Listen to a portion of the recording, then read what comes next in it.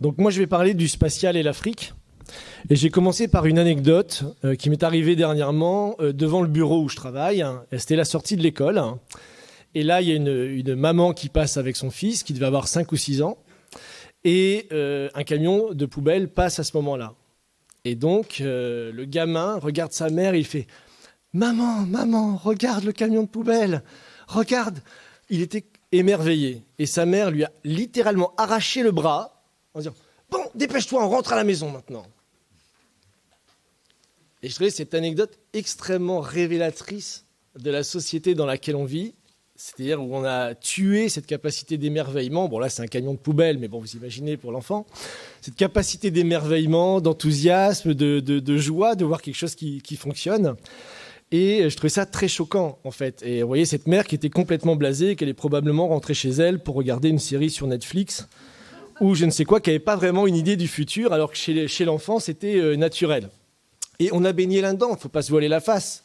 Tous les gens qui sont après 1970, moi je suis né en 78, on a connu la finance qui a remplacé la science, on a connu la désindustrialisation, on a connu la destruction de l'agriculture par le lobby agro-industriel, on a connu la destruction de la santé par le lobby pharmaceutique, etc., etc., tout ce qu'a dénoncé M. Cheminade ce matin. Donc à travers ce dont je vais vous parler aujourd'hui, j'aimerais vous faire revivre un petit peu ce sentiment d'optimisme, d'enthousiasme, d'émerveillement en fait qui pouvait y avoir chez cet enfant et à mon avis qui nous manque parfois pour aller vers l'autre ou pour aller vers plus haut. Donc d'abord une vision panoramique, c'est en 2017 en fait que les 55 ministres de l'éducation et de la science des 55 pays africains se sont réunis dans le cadre de l'Union africaine pour décider de la mise en place d'une politique spatiale continentale en Afrique. Donc ça, c'était en 2007. Et cette année, en 2019, donc, a été entérinée pour la première fois donc, la création d'une agence spatiale africaine, c'est-à-dire une NASA africaine dont le siège, le bureau, sera en Égypte, donc qui est décisive pour le développement du continent. Donc pour 1 euro dépensé dans le spatial, il y a 100 euros de redistribués dans l'économie du pays. Le développement du continent passe donc par l'espace. Donc ça, c'est ce qu'a dit Sékou Ouédraogo dans son livre que je conseille, qui est sorti en 2015, qui est une étude très, très approfondie de l'avenir de l'Afrique. Et lui est chef de projet aéronautique chez Safran Engineering. Donc c'est quelqu'un de très compétent. Je l'ai eu au téléphone il y a quelques jours, puisqu'ils organisent un African Space Show à Monaco, donc dans pas longtemps. 1 600 euros le ticket d'entrée, donc s'il y a des gens qui veulent aider. Voilà, ce qui me donnera l'occasion de pouvoir parler là-bas. Bref, donc la politique spatiale en Afrique, c'est pas du tout Hollywood. C'est pas la conquête de l'espace, c'est pas poser un homme sur la Lune ou sur Mars. C'est pas du tout cette conception-là qui est dans leur tête. Et on va en donner quelques détails. Aujourd'hui, il n'y a que 8 pays en Afrique, enfin que 8 pays, mais c'est déjà 8 pays, qui ont leur propre satellite, il faut le savoir. Donc l'Algérie, le Maroc, l'Angola, le Ghana, l'Égypte, le Kenya, l'Afrique du Sud et le Nigeria. Et pour donner tout de suite un exemple concret, il faut savoir que les satellites dans ces pays-là sont utilisés, par exemple, pour prévenir les épidémies de paludisme, puisqu'il y a il y a une corrélation entre les larves de moustiques qui se développent et qui propagent la malaria et les concentrations d'humidité. Or, grâce à ces satellites qui sont envoyés par ces pays, on est capable de détecter les concentrations d'humidité. Donc les gouvernements sont alertés, donc peuvent mettre en place des politiques préventives pour lutter contre l'épidémie qui va arriver. Donc pour la santé des êtres humains sur Terre, au fin fond d'un pays, le spatial, c'est fondamental. Alors allons regarder d'un peu plus près avec le dernier né. Donc ça, c'est le dernier né, c'est le Rwanda, qui est le dernier à avoir lancé son propre satellite. Il s'appelle Ici Rekezo, ça veut dire vision, et donc qui a été fabriqué par une société britannique et lancé depuis la France, c'est-à-dire à Kourou, évidemment, en Guyane, donc le 27 février 2019, donc cette année. Donc, le Rwanda a lancé son premier satellite dans l'espace. Pas toujours la vision qu'on a de l'Afrique.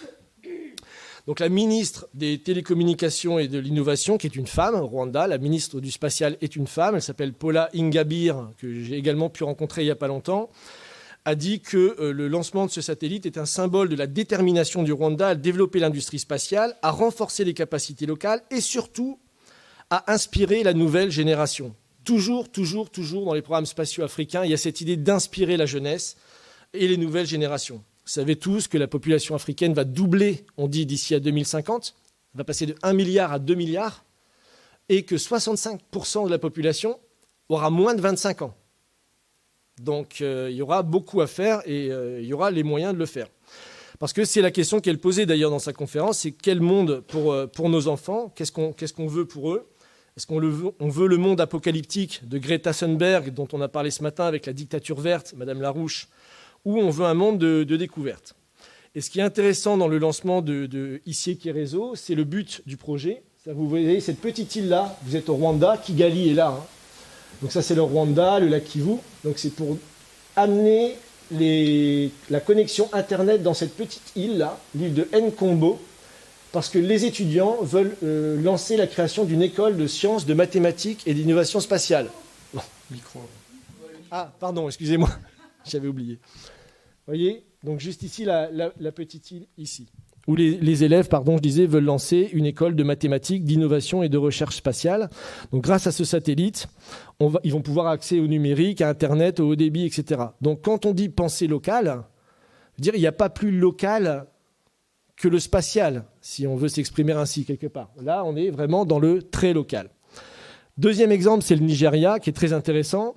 Et c'est là où j'ai découvert vraiment cette aventure spatiale dans laquelle s'est lancée l'Afrique, puisqu'avant, j'avoue, un petit peu l'a priori, je n'avais pas connaissance, je ne savais pas, j'ai vraiment découvert là-bas, en allant dans une conférence où j'ai pu rencontrer les ingénieurs de la NASRADA, qui est l'agence spatiale du Nigeria, et qui m'ont expliqué tous les projets qu'ils faisaient, où est-ce qu'ils en étaient. Et donc, j'avais interviewé un des jeunes ingénieurs de la NASRADA et qui me disait, mais vous n'êtes pas le seul à réagir comme ça, parce que lui, il a fait ses études en Italie et en Allemagne, et quand il arrivait dans les écoles d'aérospatiales, etc., tout le monde était surpris et tout le monde allait le voir. Il disait, mais il y a des agences spatiales en Afrique.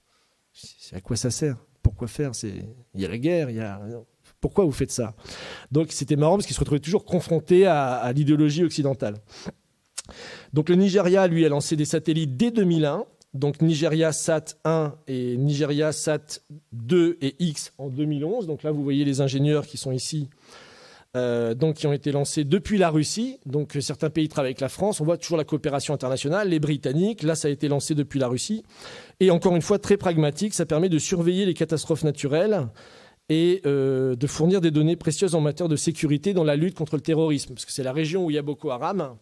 Et donc, vous savez qu'avec les satellites, on voit, c'est très précis. Hein. Bon, là, on ne voit pas, c'est pas assez noir. Mais vous voyez encore que là, on est dans le très local lié au spatial. Ça permet de voir les mouvements des terroristes, repérer les otages, etc. Donc, c'est déjà utilisé pour ça, déplacement de véhicules.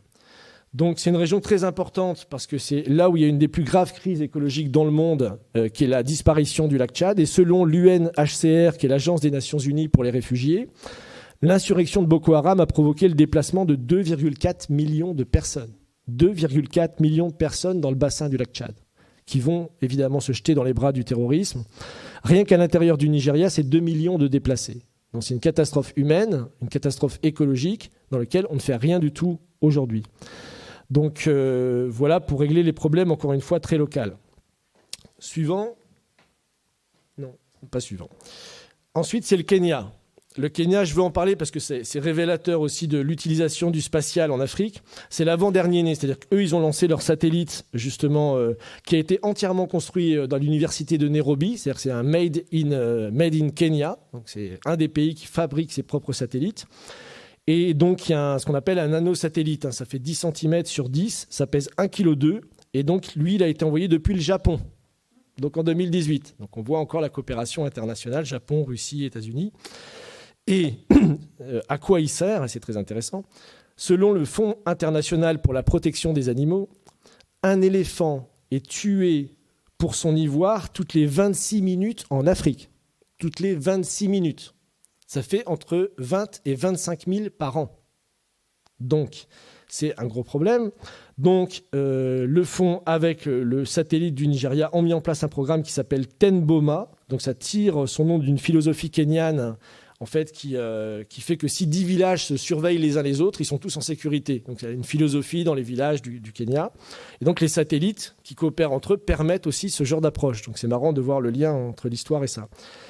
Et donc, ils peuvent repérer les déplacements des éléphants ou les braconneurs qui se déplacent à plusieurs voitures, etc. Donc, ils peuvent intervenir maintenant, ce qui a fait réduire énormément, justement, le braconnage contre les éléphants. Donc, pour ceux qui aiment les animaux, le spatial, c'est fondamental. C'est pareil. C'est pour tout. Donc voilà, c'est un exemple que je voulais citer pour donner un exemple concret. Le cas le plus intéressant, c'est celui de l'Éthiopie. Alors je suis un peu déçu parce qu'à l'heure où on parle, ils auraient dû lancer leur satellite il y a 3 jours, hein, puisqu'ils lancent leur satellite là, mais c'est décalé à la première semaine de décembre, donc il faudra attendre un petit peu pour avoir cette bonne nouvelle. Et donc c'est un satellite pareil, qui va permettre de régler des problèmes dans le secteur de l'eau, de l'agriculture, du climat, dans la question des mines, etc. Et donc c'est le 8e pays qui lancera son propre satellite. Je suis déjà à 5 minutes.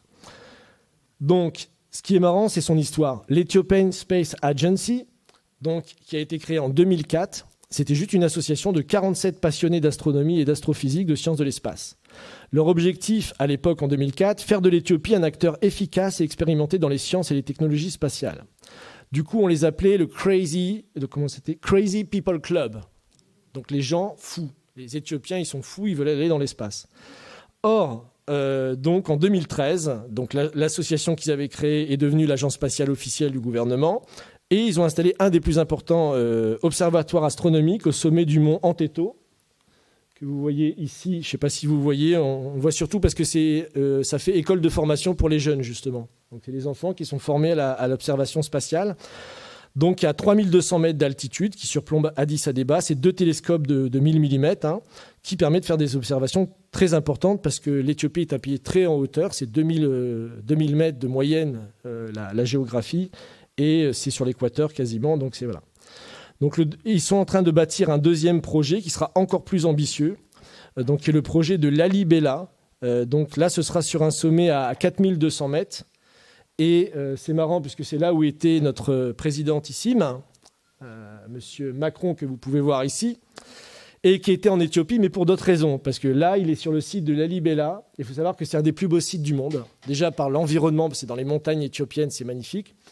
Et vous avez les églises rupestres du XIIIe siècle, qui sont des bijoux d'architecture et d'ingénierie. Certains ont même les preuves que ça a été fait par des anges, tellement c'est beau et tellement... voilà, c'est la légende qui circule là-bas. Et donc, qui sont en train de se détruire à cause de l'histoire, du temps. Et donc, Macron a signé un partenariat pour rénover donc ces églises rupestres, qui est très bien dans le cadre de sa diplomatie culturelle. Donc ça, c'est à soutenir. Et donc, c'est à ce même endroit où, à côté de ça, on pourra avoir un des plus grands observatoires astronomiques qui permettrait à la fois d'avoir un regard sur l'histoire du passé, les grandes découvertes du passé, les grands accomplissements du passé, et en même temps vers l'avenir. Donc, c'est un symbole aussi sur lequel joue beaucoup l'Éthiopie, pour engager les gens. Donc, je vais quand même défendre un peu la France, puisqu'elle n'est pas en reste sur cette politique. Le président Macron était donc le 13 mars 2019 en Éthiopie et le 14 mars au Kenya, avec Jean-Yves Le Gall, le président du CNES, et ont signé de grands et d'importants contrats de développement pour la coopération spatiale entre la France et l'Afrique. Donc ça, c'est quelque chose qui est très bien, en fait, pour l'avenir de l'Afrique, où beaucoup de pays sont en train de l'aider à développer son programme spatial. Donc voilà, là vous avez une carte rapide de l'Afrique aujourd'hui, vue de l'espace, et une carte de l'Afrique demain, vue de l'espace, quand elle sera développée avec tout ce dont on a parlé ce matin. Donc je terminerai malheureusement rapidement. Donc là, vous avez l'image du satellite. Vous voyez, ça, c'est ça qu'on appelle un nanosatellite.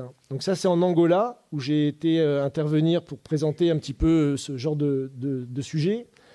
C'est Angosat, donc c'est un satellite, c'est pareil, qui sert à plein de choses pour le cadastre, le climat, etc., la gestion des épidémies, etc.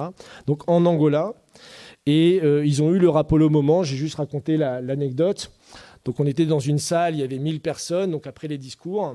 Et donc, ils ont lancé leur premier nanosatellite entièrement fabriqué par les élèves de l'école de sciences et de technologie. Donc, on était 1000 dans la salle, un peu plus qu'ici.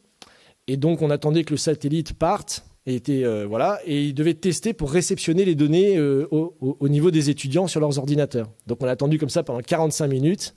Et à un moment donné, les données sont en effet bel et bien arrivées sur les ordinateurs des étudiants. Et vous imaginez la joie, l'explosion de joie que c'était. C'était vraiment...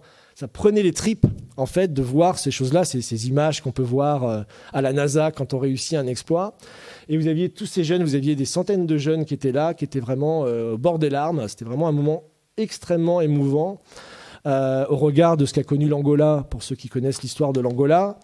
et au regard de ce qui peut se passer dans les pays voisins où les enfants sont les enfants soldats, sont obligés de se découper les uns les autres à la machette, en RDC par exemple, donc où il y a encore des guerres, où voilà, il n'y a pas cette dynamique de progrès. Et donc voilà, donc il y a un choix à faire aujourd'hui pour l'Afrique. Moi, je suis très optimiste dans tout ce que je vois par rapport à cette économie spatiale qui s'est développée ces dernières années. C'est ce regard-là qu'on doit porter sur l'Afrique. C'est par ce biais-là qu'on doit les aider à aller de l'avant pour qu'on ne voit plus justement les famines, les épidémies, les guerres, comme souvent l'image qu'on a de l'Afrique. Donc voilà, la France peut aider. La France n'est pas un petit pays, contrairement parfois à ce qu'on peut dire, sauf si elle a des petits présidents. Mais ça, c'est à vous de changer ça.